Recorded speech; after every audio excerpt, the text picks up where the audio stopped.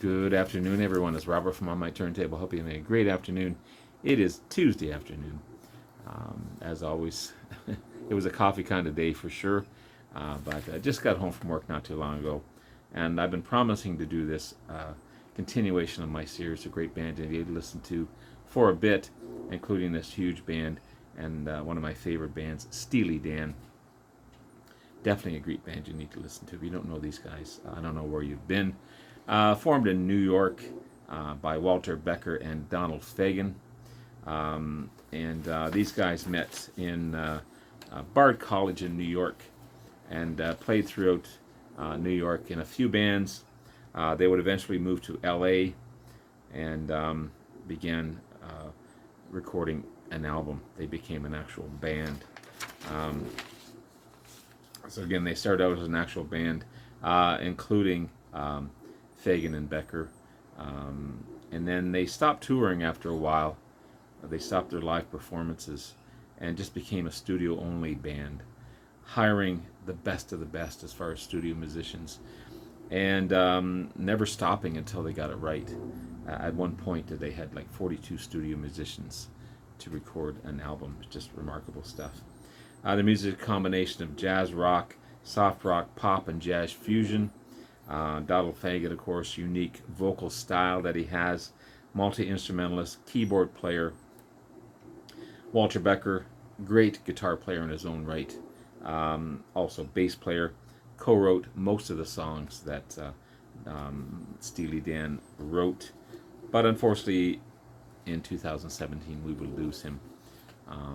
Donald Fagen still going today. I don't have any of his studio albums. I'd like to get those because I think they'd be great because I love his style. But I got most of their studio albums, Steely Dan studio albums, except for their last studio album. So I'm going to show you those. Cant Buy A Thrill, great debut album. I love this album here. It is a 1972 release. Big hit, Do It Again, Dirty Work, Reelin' in the Years. Amazing stuff. In 2003, it was listed at the top 500 best albums of all time. Also, Donald Fagen shared vocals with David Palmer, and this is the only one that David Palmer would appear on. And I think he sang on Reelin' in the Years, if I'm not mistaken. But fantastic album. Cant Buy A Thrill. Great debut album. Their second album, Countdown to Ecstasy. Not as commercially successful as their debut album. David Palmer would leave the band. Donald Fagen would become the main lead singer of the band. But I love it. You got right off the bat, I can never pronounce this, Bostifada, Razor Boy, The Boston Rag, Your Gold Teeth, Showbiz Kids, My Old School, which I love, Pearl of the Quarter, and King of the World. Fantastic second album by the band. Pretzel Logic, I have both the CD version and the vinyl version of this one. It's their third studio album, released in 1974. Jeff Skunk Baxter, the amazing guitarist, would unfortunately leave, or fortunately, depending on which way you look at it, he would leave to become part of the Doobie Brothers.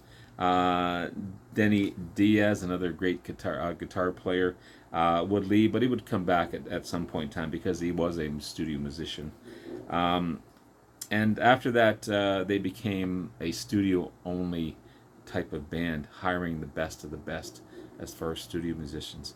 But you got Ricky Don't Lose That Number and Pretzel Logic, just a couple of big hits off of that album.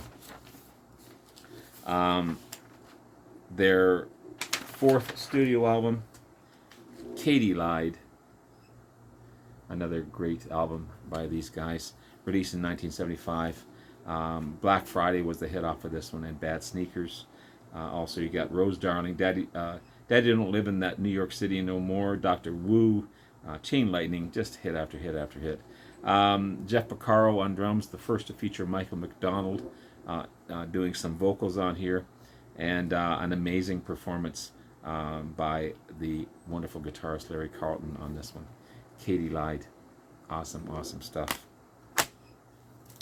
The Royal Scam would be their 5th studio album.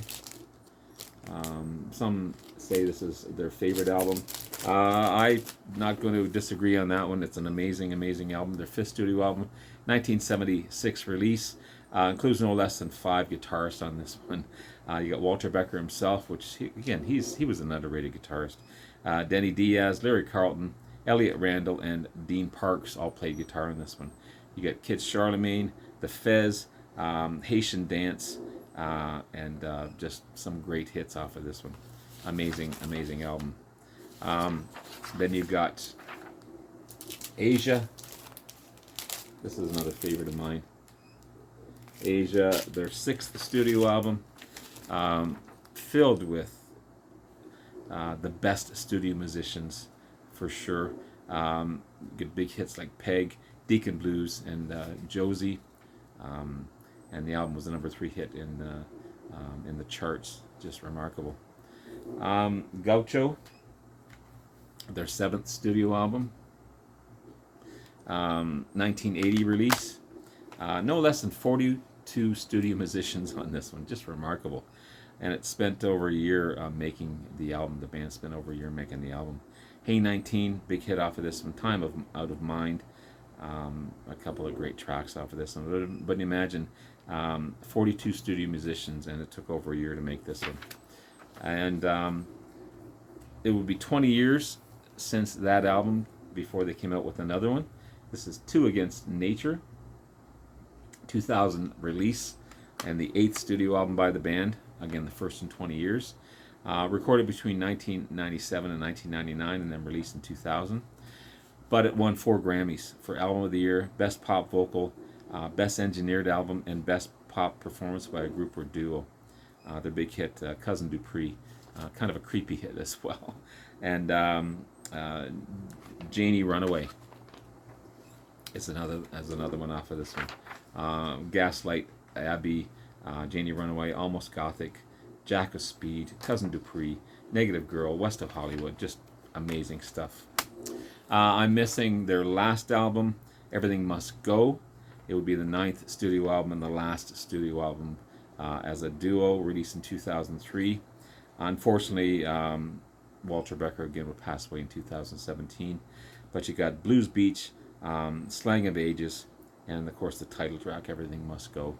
So there you have it, guys. There's a quick look at Steely Dan, an amazing, amazing band. I love these guys. Their music is soothing. It's cool. It's I love their musical style. Sometimes there's comedic breaks in between in the lyrics, and they're just a couple of great guys and excellent musicians. And again, they hire nothing but the best as far as studio musicians. So Steely Dan, a great band you need to listen to. Join me in a day or so. I'll be doing a Larry Graves, the Canadian Stud Muffins contest entry, and who knows what else is going to happen. So I've got to look at another great band to listen to. That's going to come up as well. Love you guys. Take care. Talk to you soon. Bye now.